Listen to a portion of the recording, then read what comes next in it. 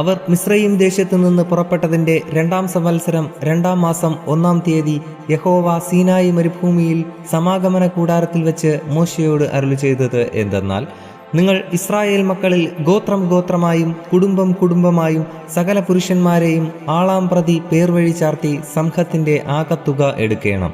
നീയും അഹറോനും ഇസ്രായേലിൽ 20 വയസ്സ് മുതൽ മേലോട്ട് യുദ്ധത്തിന് പുറപ്പെടുവാൻ പ്രാപ്തിയുള്ള എല്ലാവരെയും ഗണം ഗണമായി എണ്ണേണം. ഓരോ ഗോത്രത്തിൽ നിന്ന് തൻ്റെ കുടുംബത്തിൽ തലവനായ ഒരുത്തൻ നിങ്ങളോടുകൂടെ ഉണ്ടായിരിക്കണം.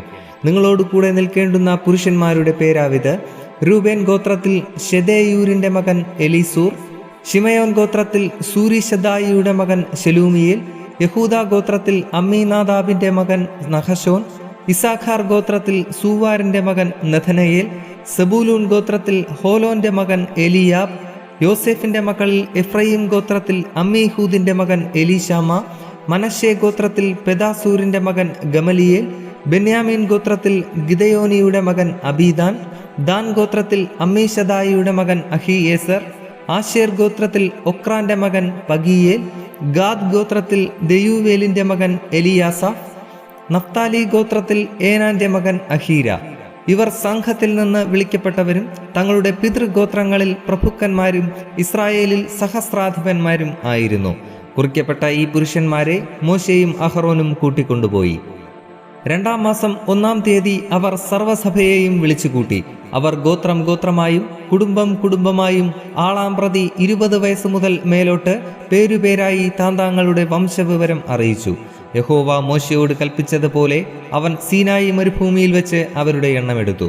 ഇസ്രായേലിന്റെ മൂത്ത മകനായ രൂബേന്റെ മക്കളുടെ സന്തതികളിൽ കുലം കുലമായും കുടുംബം കുടുംബമായും ആളാം പ്രതി 20 വയസ്സ് മുതൽ മേലോട്ട് യുദ്ധത്തിന് പ്രാപ്തിയുള്ള സകല പുരുഷന്മാരും പേരുപേരായി രൂബേൻ ഗോത്രത്തിൽ എണ്ണപ്പെട്ടവർ 46,500 പേർ.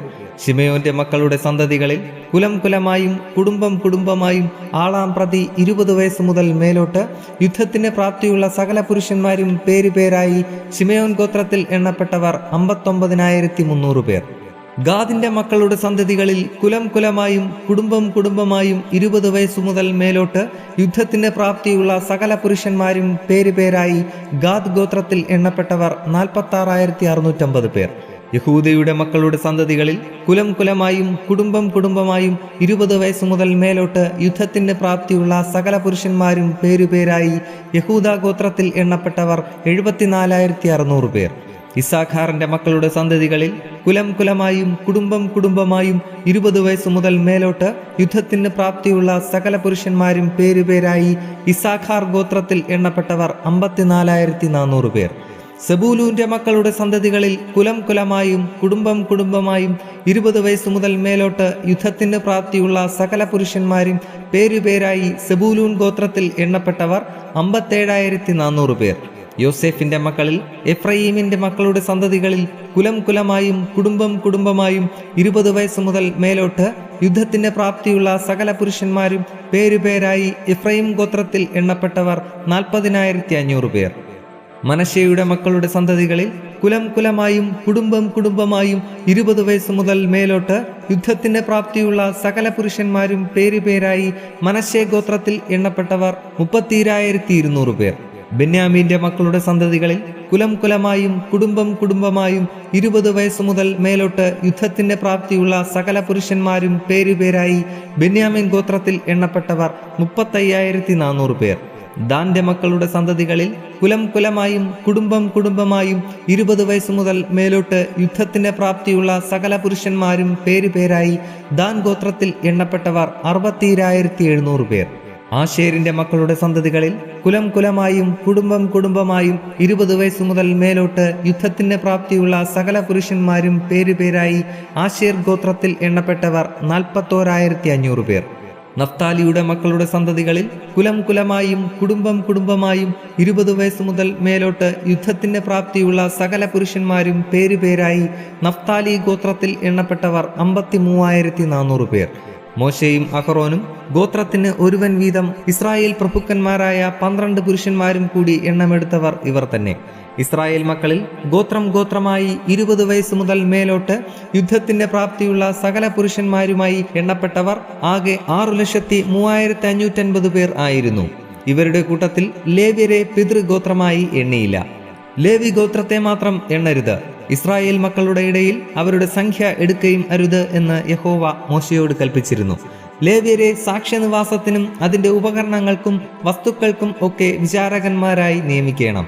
അവർ തിരുനിവാസവും അതിന്റെ ഉപകരണങ്ങളൊക്കെയും വഹിക്കണം.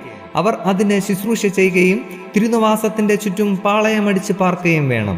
തിരുനിവാസം പുറപ്പെടുമ്പോൾ ലേവ്യർ അത് അഴിച്ചെടുക്കണം. തിരുനിവാസം അടിക്കുമ്പോൾ ലേവ്യർ അത് നിവർത്തേണം. ഒരന്യൻ അടുത്തു വന്നാൽ മരണശിക്ഷ അനുഭവിക്കണം. ഇസ്രായേൽ മക്കൾ ഗണം ഗണമായി ഓരോരുത്തൻ താന്താന്റെ പാളയത്തിലും ഓരോരുത്തൻ താന്താന്റെ കൊടിക്കരികയും ഇങ്ങനെ കൂടാരം അടിക്കണം. എന്നാൽ ഇസ്രായേൽ മക്കളുടെ സംഘത്തിന്റെ മേൽ കോപം ഉണ്ടാകാതിരിക്കേണ്ടതിന് ലേവ്യർ സാക്ഷ്യനിവാസത്തിന് ചുറ്റും പാളയമിറങ്ങണം. ലേവ്യർ സാക്ഷ്യനിവാസത്തിന്റെ കാര്യം നോക്കണം എന്ന് യഹോവ മോശയോട് കൽപ്പിച്ചതുപോലെ എല്ലാം ഇസ്രായേൽ മക്കൾ ചെയ്തു. അതുപോലെ തന്നെ അവർ ചെയ്തു.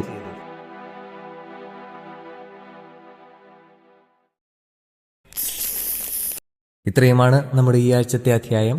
ഇത് നിങ്ങളുടെ ജീവിതത്തിൽ വളരെയധികം പ്രവർത്തിക്കട്ടെ, അനുഗ്രഹമാകട്ടെ എന്ന് പ്രാർത്ഥനയോടെ ആശംസിക്കുന്നു. ദൈവം ഒരാഴ്ച കൂടി നമ്മുടെ ജീവിതത്തിൽ അനുവദിച്ചു തരികയാണെങ്കിൽ അടുത്ത അധ്യായത്തിൽ നമുക്ക് വീണ്ടും കണ്ടുമുട്ടാം. അതുവരെ ദൈവകൃപ നമ്മോടുകൂടെ ഉണ്ടായിരിക്കുമാറാകട്ടെ. ആമേൻ. നിങ്ങൾ ആദ്യമായാണ് ഈ ചാനൽ കാണുന്നതെങ്കിൽ ദയവായി ശ്രദ്ധിക്കുക. ബൈബിൾ ആദ്യം മുതൽ അവസാനം വരെ വായിക്കുന്ന ഒരു പ്രോഗ്രാമാണിത്. താല്പര്യമുണ്ടെങ്കിൽ നിങ്ങൾക്കും ദിവസത്തിൽ ആകെ 5 മിനിറ്റ് മാത്രം ചിലവാക്കിക്കൊണ്ട് ഇതിൽ പങ്കാളികളാകാം. ഒരുപക്ഷെ ഇത് നിങ്ങൾക്ക് വേണ്ടി കൂടിയുള്ള ഒരു പ്രോഗ്രാം ആയിരിക്കാം. ഇതിൽ പങ്കെടുക്കുവാൻ ആഗ്രഹമുണ്ടെങ്കിൽ ഈ ചാനൽ സബ്സ്ക്രൈബ് ചെയ്യുക. പ്രത്യേകിച്ച് നിങ്ങളുടെ സുഹൃത്തുക്കൾക്ക് ആർക്കെങ്കിലും ഇത് ഉപകാരപ്പെടും എന്ന് നിങ്ങൾ കരുതുന്നുണ്ടെങ്കിൽ അവർക്കും ഇത് ഷെയർ ചെയ്യുക. ഒരുപക്ഷെ അതുവഴി നിങ്ങൾ അവരുടെ ജീവിതത്തിൽ ഒരു അനുഗ്രഹത്തിന് കാരണമാകാം. ആദ്യം മുതൽ തന്നെ ബൈബിൾ വായിച്ചു തുടങ്ങുന്നതിനായി ഒരു ലിങ്ക് ഞങ്ങൾ ഡിസ്ക്രിപ്ഷനിൽ കൊടുക്കുകയാണ്. അതുവഴി നിങ്ങൾക്ക് ബൈബിൾ ആദ്യം മുതൽക്കേ വായിക്കുവാൻ സാധിക്കും. ഇനിയുള്ള വചനങ്ങൾ അപ്ലോഡ് ചെയ്ത ഉടനെ തന്നെ അറിയുവാനായി ബെൽ ഐക്കൺ പ്രസ് ചെയ്യുക. ഇതിലൂടെ ദൈവത്തെക്കുറിച്ച് കൂടുതൽ അറിയുവാൻ, ദൈവത്തിൻ്റെ അനുഗ്രഹം കൂടുതലായി അനുഭവിക്കുവാൻ നമുക്ക് കഴിയട്ടെ എന്ന പ്രാർത്ഥനയോടെ നന്ദി, നമസ്കാരം.